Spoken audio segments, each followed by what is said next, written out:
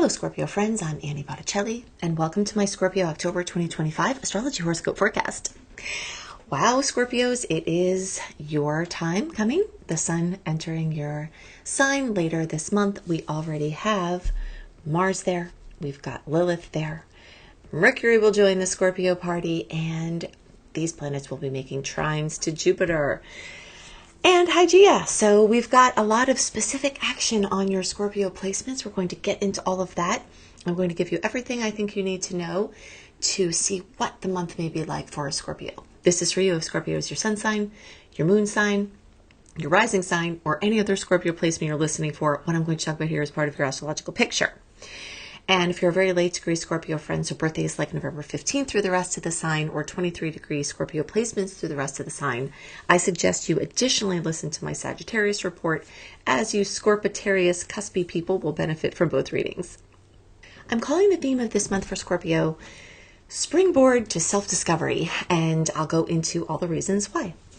So let's paint a picture of what it's going to be like to walk through the month of October. We're going to start out the month just having had 10 days before the second of two eclipses in September. Very big times, trajectory shifts, very big hellos and goodbyes, doors closing, other doors opening, karma clearing, just, very, very intense. September into early October may be one of the two most intense points of the year, with the first one having happened with the eclipses earlier this year. So this is what we're walking into.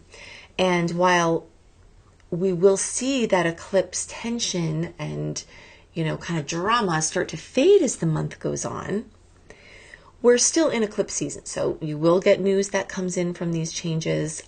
You will get, have to make decisions. And if you do have to make decisions, the tides are going to start turning back into retrograde starting around October 21st. I'll get into that more as well. So this is what we're walking into, okay? Now, I'm not going to go that much into the eclipses because in the August and September reports, I gave a lot of details about what those would look like for you. You can also go to anniehelpsyou.com, put your name and email address in there, get my sweet and salty letter, or actually you'll get my welcome letter, and it has the eclipse resource page. So these are all things you can do to go investigate the eclipses. What we need to know for October is that we're still in the season, news will still come in, and you'll probably have to make decisions based on the information that has been just happening or is happening now. But because we are with the planets going, the personal planets, Mercury, Venus, and Mars, going direct without any shadow period until October 21st, you've got the first 3 weeks of the month to have more clarity, to have more oomph with the things that you decide, to have more forward vision and being able to kind of tune into the future and what you're trying to create. When the tides turn on October 21st, we start to dive into the pre-retrograde shadow transit, and then pretty much until mid-December, we're, in retrograde, which is a fine place to be. It's just not the best for having clarity. It's not the best for future planning. It's not the best even for planning in the short term. And you will feel that change.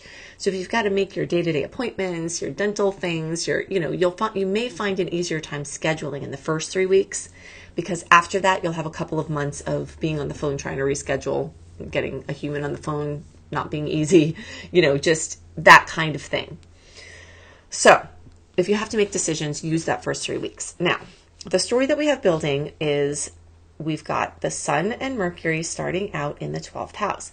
The 12th house is a water house. Scorpio is a water sign. This is Libra energy that Scorpio has in their 12th house of Pisces.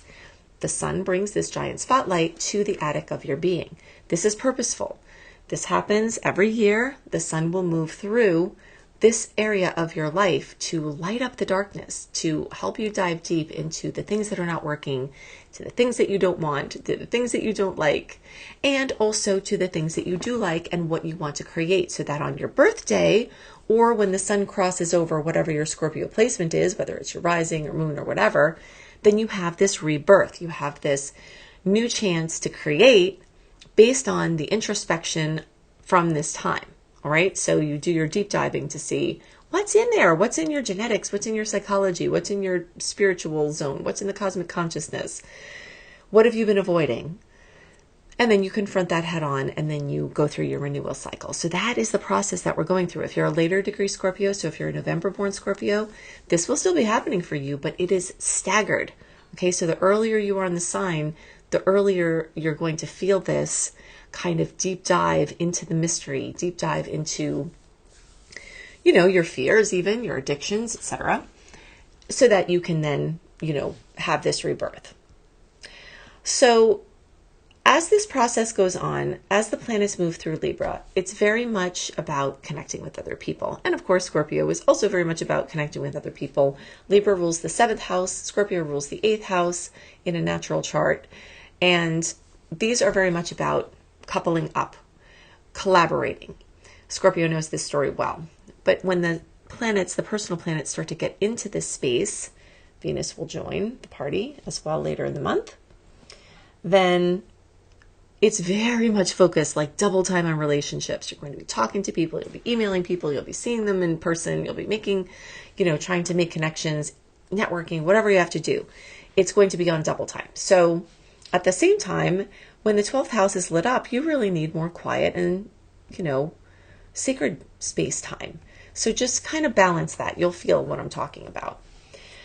Now, this time is a huge time for self-discovery, and that's why I'm calling the theme of this month Springboard for Self-Discovery, because this 12th house is one of those really deep placements of looking to see things about yourself that you didn't know. You may know something from these transits that you didn't know about yourself. You may make discoveries about your past. You may make discoveries about what makes you tick.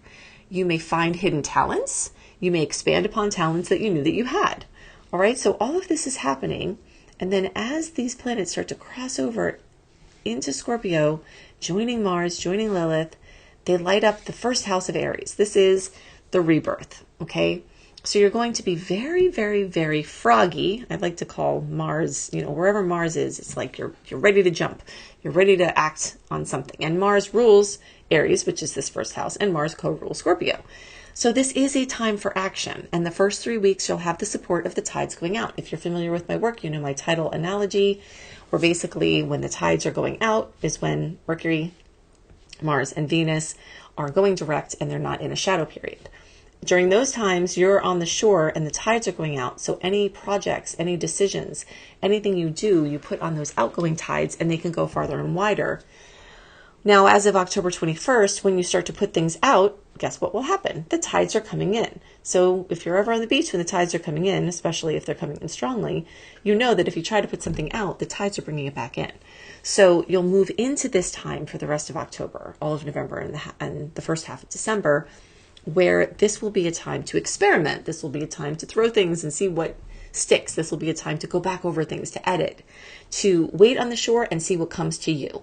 So the more you pay attention to that line of delineation on October 21st, you'll start to see that you're supposed to be active and Mars is going to help you take those actions in the Aries house.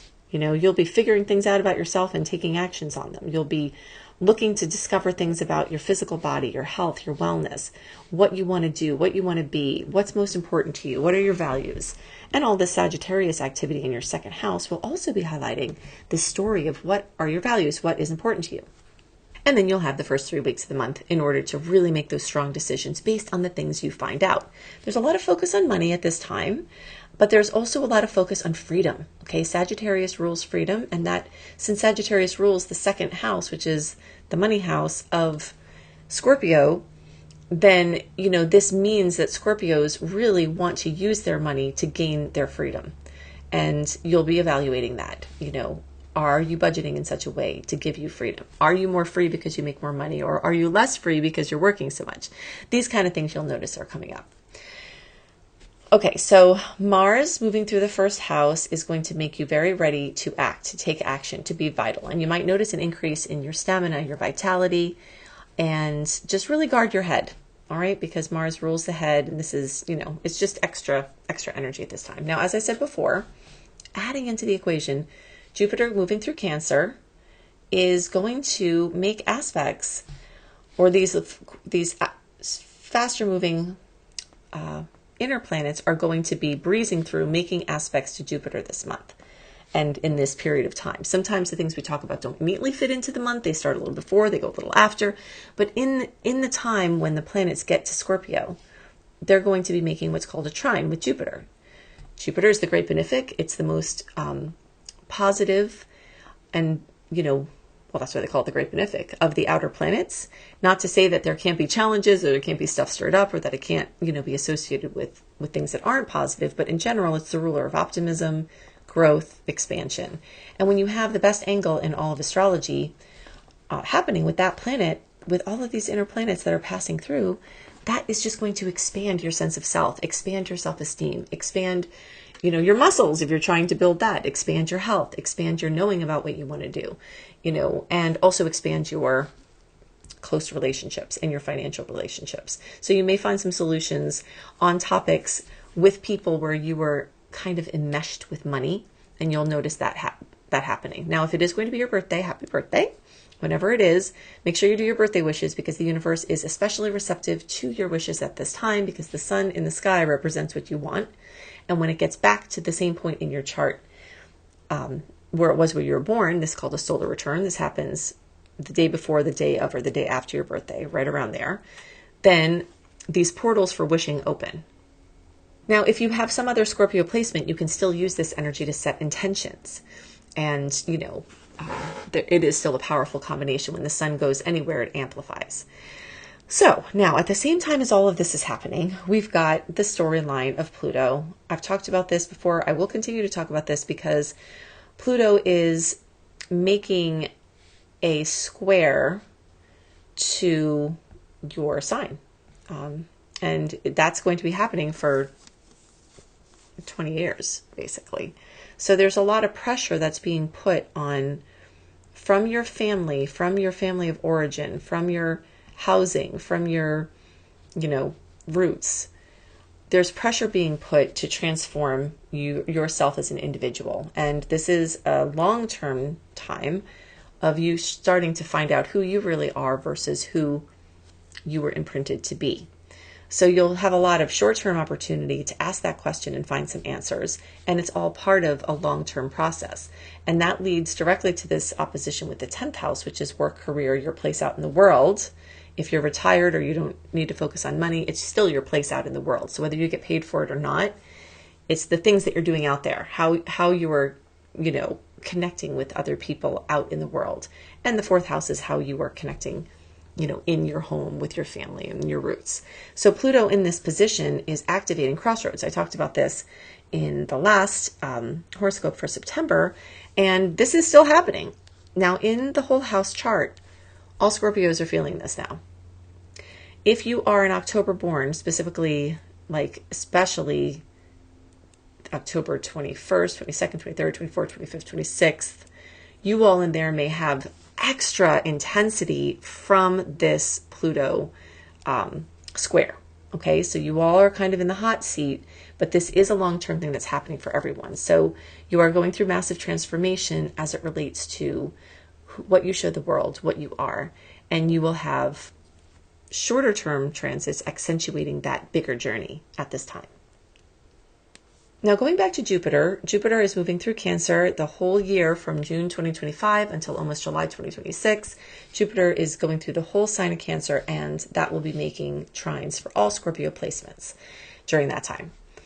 And as it does, it's seeking to expand your sense of self. It's seeking to expand you into the person you've always wanted to become. And it is helping you to completely redo your health. So one of the ways it's doing that is by expanding your horizons, because as Jupiter moves through Cancer, it moves through the Scorpio 9th house. So this is wanting to bring you out of your bubble. It wants to bring you out of the box. It wants to bring you possibly to different countries, to different worlds, either as an armchair warrior or actually going to different places. It wants to expand the way you speak, maybe your languages. It wants to expand the way you learn. Maybe you're taking classes. It wants to expand the way you offer information. Maybe you start teaching or you go into a mentor role, publishing, speaking, all of those things. If you are looking to learn about something to expand who you are, this is very much about what you call yourself. So when I knew that I was supposed to be an astrologer, That is a fact that I fought, as you may have heard my stories. When Bridget, my teacher, who was also my friend, she looked at my chart and she's like, "You're going to be an astrologer." And I said, "I don't really want to do that." And she said, "That's okay. You're still going to do it." And she was right. So during the time when I was sort of fighting being an astrologer, at some point I came to realize, oh, right, okay, this is what I'm supposed to do. And then I started claiming it. Okay, what do you do? I'm an astrologer. Well, at the time, in the beginning, the way that I was making most of my money was from my real estate business, which I had put together to get out of the golden handcuffs of my corporate job. So people knew me as a person who had a corporate job. They knew me as a person who had a real estate business. But I went through this expansion process of where people became, people came to know me as an astrologer. And this is a similar story for what Scorpios have going on now. However you were known, however you make your money, sometimes that's how we're known, right? People get associated with their job. However you're walking in the world, this whole year, from June to next June, Jupiter is going to succeed in expanding what that looks like. And it may be more of what it is that you are, like you get better known for it, you get more solidified in it, or it may be that you become known for a diverse range of things because Jupiter likes to diversify. So you may start to become known in different circles, not just the circles that you're currently known in. So your personality, your being, your soul is just going through this massive expansion. And this is a beautiful placement. This Pluto thing, that's a square, that's a nuisance, your ruling planet making a square to your sign. That's intense, but Scorpios are kind of used to intensity because when you have a ruler of Pluto all the time, this is just kind of how it is, right? And many Scorpios tend to be drawn to that transformation. They're drawn to that go big kind of thing, go deep, go big. And now Jupiter is adding in, but this is a nice harmonic sound. This is like a melody that is being carried with you. It's just like the song of your spirit is being uplifted. And it's really exciting and it's long term. And this particular month, because of all the movement through Scorpio, you're going to have extra activity from this widening. You may travel to a different country. You may, unlock some understanding. You may see a perspective that you've never seen before and become a different person because of how you shift, how you look. It's a very big time. All right, so let's give you some dates here.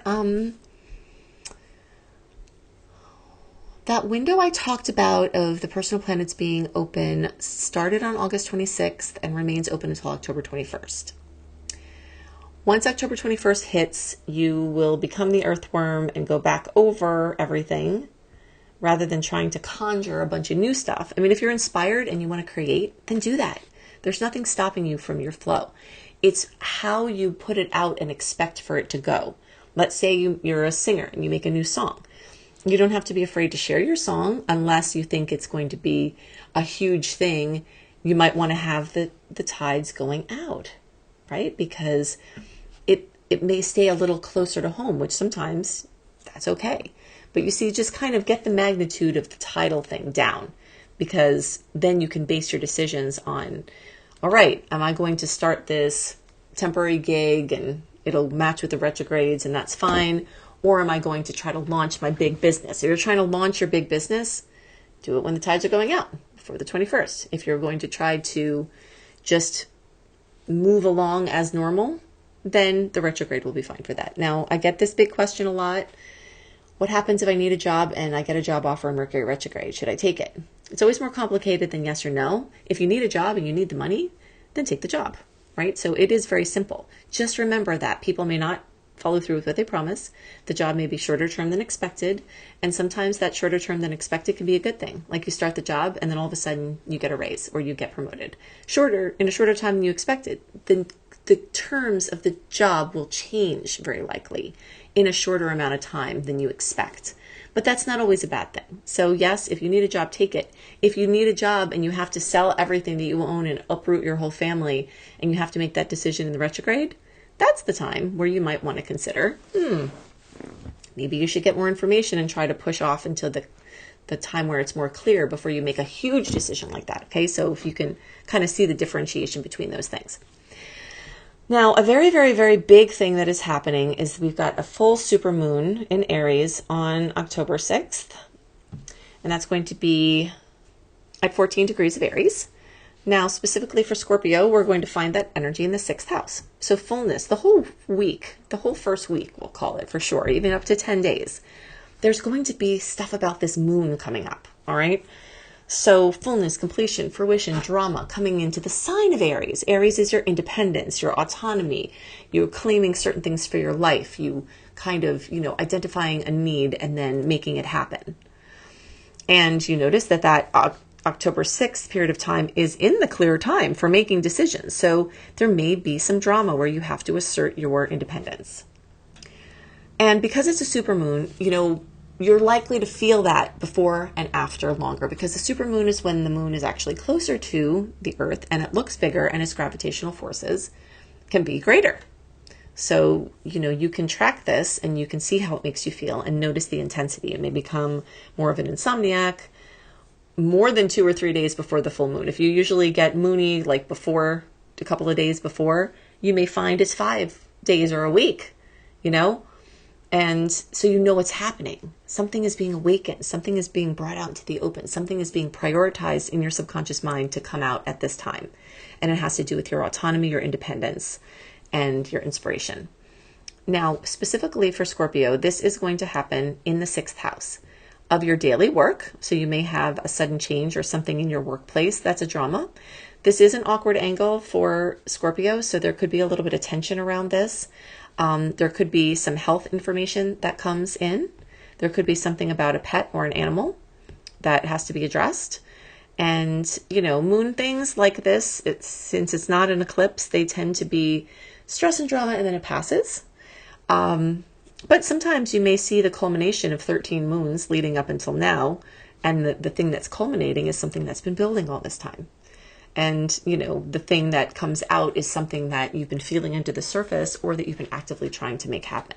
And you could have a manifestation. And the fact that it's at an awkward angle for your Scorpio placement doesn't necessarily mean it has to be a bad thing either, because we have many more placements than just your Scorpio placement. All of these planets that you see on the chart are all parts of your person pie, as I like to call it. They're all ingredients in your person pie. So you're so much more than your sun sign or your moon sign or your rising sign. So this full moon could happen in a great angle for one of your other placements, right? So that's why we look at the lens through the Scorpio lens for you. But remember, that's not all of who you are. All right, so just hold the vision for that. And you've got a lot of long-term energy in this house of your daily work. If you want to redo your work, if you want to redo how much you work or what you're doing for work. This may go along with what I talked about before, your rising sign of what you call yourself, what you're trying to become. You've got Saturn just popped back into Pisces, but it's still close enough to Aries to be manifesting. Neptune is in Aries, long-term Eris is there, long-term Chiron is there, long-term Ceres is there, shorter term. And this is a lot of activity in your day-to-day experience. Things are getting shuffled up. Things are, deep processes are in play, and you will notice these things happening, and the full moon is going to bring all of those storylines up and out. A couple of other things to know about this month. We do have quite a few salty aspects. So you will notice, same as September, we've got throughout the month scattered nuisance aspects. So little speed bumps along the way. And there are also a bunch of sweet aspects, and they're clustered especially around October 8th through the 14th and October 24th through the 30th. All right, so there are some really nice aspects, some of the ones that I talked about with Jupiter, some other things going on. So you can notice in those times from the 8th to the 14th and the 24th to the 30th, there's some extra good energy that, may be helpful if you want to align some things that you're trying to work on with those times. If you resonate with how I teach and you want to learn, either just to help yourself and your family and friends or to earn money as an astrologer, I can teach you how to do that. Go to beastropro.com, beastropro.com. I have been teaching astrology for a very long time, decades, in fact, and it is what I do at this point, right? So I don't want to just tell you in a report what may happen. I want to tell you why. And if you want to learn the whys about the whats, then definitely check out my course, beastropro.com, beastropro.com. If you want to know what's going on in your personal chart from the outer planet perspective, we talk a lot about the inner planets because they move quickly and they are what tend to change, monthly or so. But the outer planets, Saturn, Neptune, Jupiter, Uranus, Pluto, they've all changed signs recently. And if you're wondering what those sign changes may mean for your personal chart and also to learn more about what they mean in general in those signs, go to Annie B. Clarity, Annie, the letter B, clarity.com for my personalized outer planet transit report.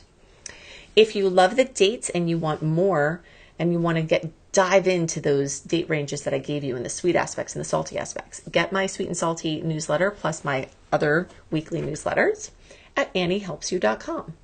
And there you just join my free VIP community by putting your name and email address in. In the welcome letter, you'll get all of these things, my eclipse resource page, retrograde resource page, zodiac help tips, 28-day virtual coaching program, and instructions on how you find my monthly written star report with the sweet and salty dates.